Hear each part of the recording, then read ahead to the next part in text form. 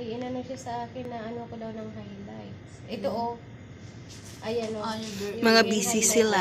Mga busy sila sa Facebook nila. Anong video yan? Click mo nga. Yung kanta niya. Ah. Ay, kailangan may ano ka dyan. May na, highlights. Highlights nakalagay yung... Pasko na sa inyo Kanta siya. Alag ba yan? Hindi, video lang. Video ba yan?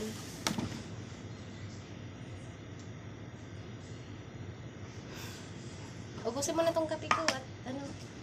Ito, dati hindi yung ganyan. Ba't ganyan na? Ano to? Wala, yung mga group ko lang yan. Ito yung shop ko, online shop ko. May online shop kasi. May check. May online shop ka? Ano mga binibenta mo? Kaya check ka.